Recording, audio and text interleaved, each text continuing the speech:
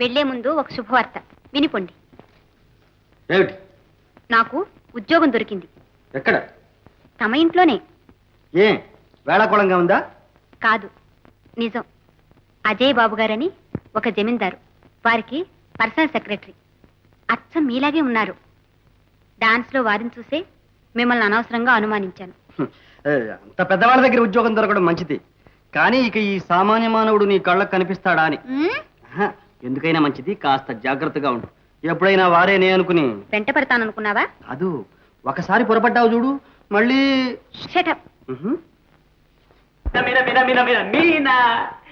నీకేం తెచ్చానో చెప్పుకో చూద్దాం.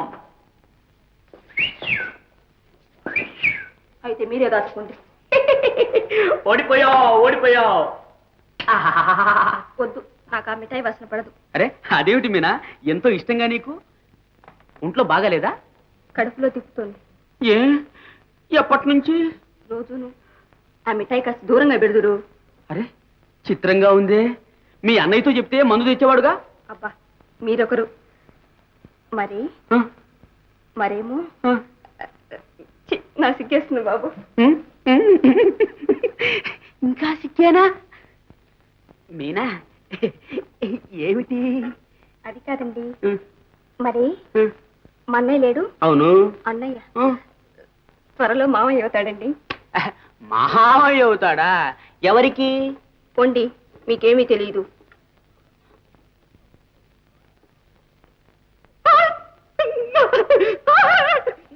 అయితే త్వరలో మనకి బుజ్జి జూనియర్.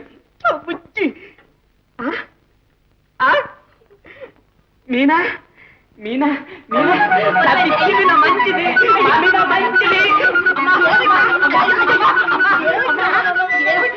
విజయబాబు లేడు? విజయబాబా ఉన్నాడు. విజయబాబుకి విజయబాబు ఏమిట్రా? అల్లుడు పుడతాట. విజయబాబుకి అల్లుడు పుట్టాడు, పెళ్ళే కానీ. పోమ్మా, నీకేం తెలీదు. మీనా చెప్పిందిగా. నిజమే, నా తండ్రి నా నాయన ఎంత చల్లని కబుర్తించేవరా నా నాయన, నా తండ్రి. అమ్మాయ్యా, ఎందుకమ్మా ఫిట్? నాన్న లేడుగా. అది కాదురా నాయన, కొంప ములిగింది. ఏమిటమ్మా కొంప నిలుస్తుంటారుగా? అది కాదురా, అందరి కొంప నిలుస్తుంది, మన కొంప ములిగిందిరా బాబు. మంది గట్టి కొంపేగా. నువ్వు చాటుగా అక్కడికి వెళ్ళొస్తున్నట్టు మీ నాన్న తెలిస్తే ఇంకేమైనా ఉందా? ఇల్లు పీకి పందిరేరు. అవునే, ఈ సంగతి నాన్నకు తెలిస్తే మన ఇద్దరిని చీల్చి పందిరికి వెళ్ళడేస్తాడు. నాయన బుజ్జి చూడు, మీ నాన్నని ఎలాగో అలా ఒప్పించి మీ నాన్న ఇక్కడ తీసుకొచ్చి ఏర్పాటు చేద్దాం. అంతవరకు నువ్వు అక్కడికి వెళ్ళకరా నాయన, నా మాట వినరా. ఎందుకైనా మంచి చెబుతున్నాను, సరేనా? అజయ్ బాబు, నిజమేనా ఈ సంగతి? మన ఫ్యాక్టరీ హోల్సేల్ ఏజెంట్స్ని తీసివేసి కొత్త వాళ్ళని నియమిస్తున్నారట? అవునండి. ఏ ఫ్యాక్టరీ పెట్టినప్పటి నుంచి వాళ్లే మన ఏజెంట్. వాళ్ళు నాన్నగారికి ఎంతో కావలసిన వాళ్ళు. పైగా మన వ్యాపార రహస్యాలన్నీ వాళ్ళకి తెలుసు. ఏమిటా రహస్యాలు? నా నోటితో ఎందుకు చెప్పిస్తారు అజయ్ బాబు? వాళ్ళు మనం కలిసి ఎంతో సరుకు బ్లాక్లో అమ్మాం, ఎంతో సొమ్ము చేసుకున్నాం. భానోజీ గారు, ఇక ముందు బ్లాక్ మార్కెట్ చేయనవద్దు, అన్యాయపు లాభాలు తీయనవద్దు. అయినా వ్యాపార ధర్మం అంటూ ఉంటుంది కదా. మీ వ్యాపార నీతి మెచ్చుకోదగింది, కానీ ఈ విషయంలో నేను బాగా ఆలోచించాను. ఏజెన్సీ కొత్త వాళ్ళకి ఇవ్వడానికి నిశ్చయించాను. అజయ్ బాబు, 25 సంవత్సరాలుగా మీ నాన్నగారికి కుడిభుజంగా ఉండి పనిచేశారు. వారెన్నడూ నన్ను ఈ విధంగా అవమానించలేదు. ఆ రోజులు పోయాయి, మీ హయాం వచ్చింది. వ్యతిరేకపడకండి భానోజీ గారు, కూర్చోండి. కారణం లేకుండా మీరు మనసు కష్టపెట్టుకుంటున్నారు. ఒక్క విషయం మాత్రం మీకు స్పష్టంగా చెప్పాలి. మంచిదైనా చెడ్డదైనా నేను ఒక నిర్ణయం తీసుకుంటే దాన్నే మీరు అమలు జరపవలసి ఉంటుంది. మంచిదే అజయ్ బాబు. అలాంటప్పుడు ఇక నా అవసరమే ఉంది? అన్నీ మీరే చూసుకుంటానంటే ఇక్కడ ఒక హెడ్ గుమాస్తాగా ఉండి నేను చేయగలిగింది మాత్రం ఏముంది? అది మీకు గౌరవం కాదు, నాకు గౌరవం కాదు. అందుచేత నా ఉద్యోగానికి రాజీనామా ఇస్తున్నాను. నాకు సెలవు ఇప్పించండి. మంచిది భానోజీ గారు, మీరు పెద్దవారయ్యారు, కొంత విశ్రాంతి మీకు అవసరం.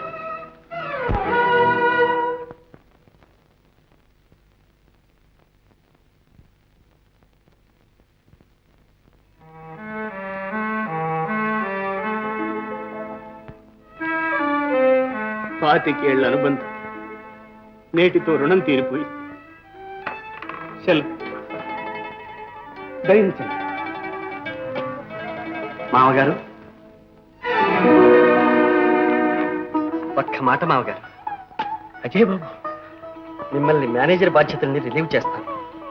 కానీ సరళ తండ్రిగా, నాకు కాబోయే మామగారిగా మిమ్మల్ని గౌరవించడం నా విధి. ఇక్కడ మీకు ప్రత్యేకమైన హోదా ఎప్పుడూ ఉంటుంది. ఎంత మాట! జీతాలు పెన్షన్ల గురించే నా చింతంతా, సరళ భవిష్యత్తుల గురించి. అది కాస్త మీరు తీర్చేశారు. అంతా మీ దయ, నాన్నగారి ఆశీర్వాదం. అత్తయ్య. ఏం నాయనా ఊరికి వెళుతున్నావుట? అవునత్తయ్య, భానోజీ గారింటి. సరళతో కలిసేనా? ఏ? ఏమీ లేదు. అత్తయ్య, నన్ను సందేహించుకు. అక్కడికి వెళితే ఎన్నో రహస్యాలు బయటపడచ్చు. మన ఇంటి నుంచి చేరవేసిన సొమ్ము నగలు అక్కడే ఉన్నాయని నా నమ్మకం. సరే, వెళ్ళిరా నాయన. జాగ్రత్త. వస్తానత్తయ్య.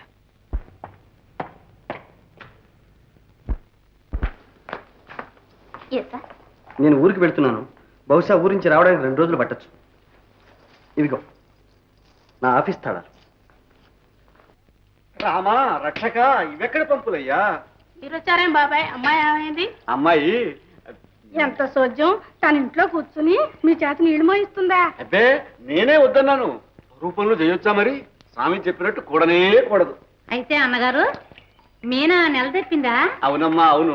అంతా శ్రీరామచంద్రమూర్తి దయ.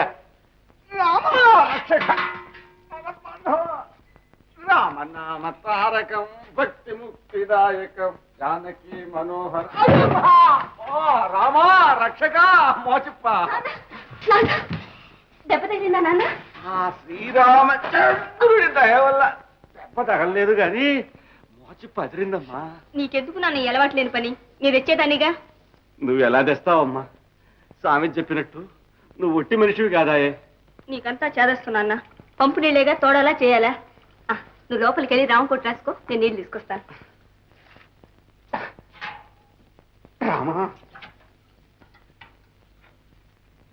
అది కాదే కోడలా, అంత గుట్టయితే ఎలాగే? నెల తప్పావటగా ఆ మాట కాస్త మా చెవినేస్తే అంత కాని వాళ్ళమా? చెప్పడానికి ఉంది పిన్ని గారు. అవునులే, దాచుకోవడానికి దానికేం కారణాలు ఉన్నాయో మనకేం తెలుసు. ఏమిటండి ఆ మాటలు? అబ్బో పౌరుషం. కాపరానికి వెళ్లకుండా నెల తప్పొచ్చు కానీ అంతే తప్పు వచ్చిందే. కోడలా జాగ్రత్త, కాలు జారాను. ఇప్పుడు జారడే, ఎప్పుడో జారింది. మీ నోటికి శుద్ధి బద్ది ఉండక్కర్లేదు. ఒక తోటి ఆడది కష్టాల్లో ఉంటే ఇలా అకారణంగా ఆడిపోసుకుంటారా? మీరు మనుషులేనా? ఛీ! లేదు పద్మ, లేదు. నాకు ఇంకా బతకాలని లేదు. ఇలాంటి అపనిందను మోస్తూ బ్రతకడం కన్నా రావడం మేలంటాం. చాలే, ఇప్పుడేం మునిగిపోయింది? నీ నిజాయితీ నీకు తెలుసు, నీ భర్తకు తెలుసు.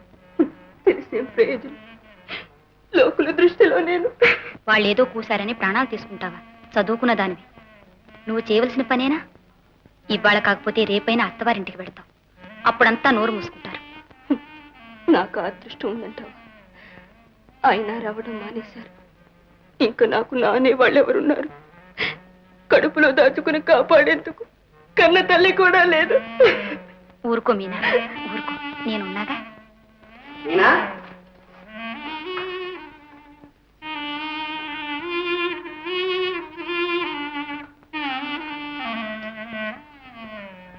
మీనా మనసేమీ బాగాలేదు విజయ్.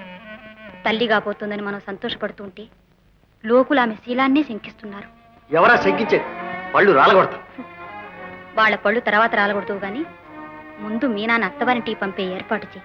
ఊళ్ళో వాళ్ళనే సూటీపోటీ మాటలు పడలేక ఏ నిమిషాన్ని ఏ అఘాయిత్యం చేస్తుందో నాకు భయంగా ఉంది. సరే, ఇప్పుడే పెడతాను. ఆ పరంధామయ్య కోడలి గొంతు కోయడానికి సరే సిద్ధపడ్డాడు. వంశాంకురాన్ని కూడా చంపుకుంటాడా తెలుస్తాం. వీల్లేదు. ఎన్నిసార్లు రాయబారానికి వచ్చాను అనేది ఒకటేగా. డబ్బు సెత్తకుండా పిల్లని తెచ్చి ఏలుకోమంటావు, అంతేనా? మామగారు, మీ పంతాలకు పట్టింపులకు ఒక హద్దంటూ ఉండాలి. ఎంతకాలం ఇలా ఆడపిల్ల ఉసురు పోసుకుంటారు? ఇప్పటికైనా మీనాన్ని తీసుకురాకపోతే మీకే తలవంపులు. ఏమిటో తలవంపులు? ఏం బావగారు, ఏమీ ఎరగనట్టు అలా ఊరుకుంటారే? ఏ రాసుకుతా మాట్లాడవే. నేనా? వాడేం చెప్తాడండి? వాడు అసలు పిరికి సరే, నేను చెబుతాను. మీనా ఇప్పుడు గర్భవతి. ఏమిటి గర్భవత? అసలు మా వాడు మీ అమ్మాయి ముఖంలో చూడండి అని మీరు అనుకుంటున్నారు. మీ చండ శాసనాలకు భయపడి చెప్పలేదేమో. బావ చాలా రోజులుగా మా ఇంటికి వచ్చిపోతున్నాడు. ఏమిటి నా వెనకతలు ఇంత కదిలించింది? ఏమే ఇది ఇలా ఇదంతా నువ్వాడుతున్నాడు కదా?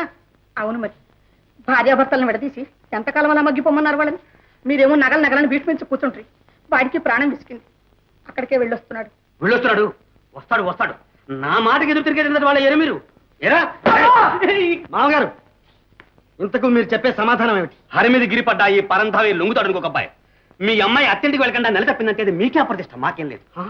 ఆ మాట వస్తే మీ అమ్మాయిని శంకించాల్సి వస్తుంది. పరంధావి గారు, మాటలు మీరుతున్నారు, జాగ్రత్త. మీరు కూసిన కొత్తకు మా మీనామోహన్ చూసి ఊరుకున్నాను, లేకపోతేనా? లేకపోతే అయ్యో అయ్యో, నలుగురు వింటే నవ్విపోతారండి. ఏమిటిది? నోర్మై, ఇదిగో అబ్బాయి, ఇప్పటికైనా ఆ నోట పడి 4 రకాల అపవాదులు పడకుండా ఉండాలంటే, మీ చెల్లెలు అత్యంటి కాపురం సక్రమంగా చేయాలంటే మా నగలు మాకు తెచ్చు, లేదా వడ్డీతో సహా డబ్బా నీకు, లేకపోతే మీ దారి మీటి, మా దారి మాది. అంతేనంటారా? అంతే. మనుషుల కన్నా మీకు డబ్బే ప్రధానం. విధవ డబ్బు కోసం ఎన్ని అన్యాయాలైనా చేయగలరు, ఎంతటి అభాండాలైనా వేయగలరు. మామగారు, డబ్బును ఎదుర్కొని మీరు బ్రతకలేరు, మిమ్మల్ని ఎదిరించి మీ అబ్బాయి బ్రతకలేరు. సరే, ఆ డబ్బేదో ఈ సాయంత్రానికి అలా తెచ్చి మీ ముఖాన్ని మారేస్తాను.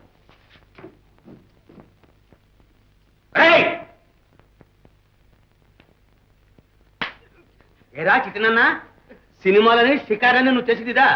అమ్మాయి కోసం అంత తొందర వచ్చింది? ఉండు, ఇక ముందు వాళ్ళ గుమ్మ నువ్వు ఎలా దుక్కుతానో చూస్తాను.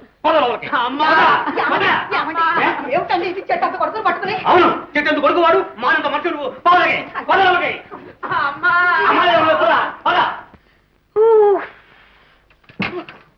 నాన్న, అమ్మ.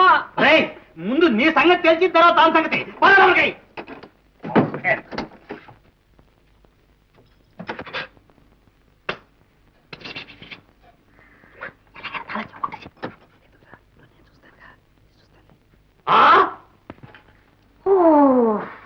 ఏమిటి ఈ మూర్తి కూడా దొంగ నాటకం అన్నమాట? లే లే, ఎప్పుడు ఇలాంటి దొంగ నాటకం లెంపలు వేసుకో. జాగ్రత్త, ఈ పరందం ఏంటి ఏమనుకుంటున్నారో ఒక్కొక్కరిని డొక్క చీరేస్తాను.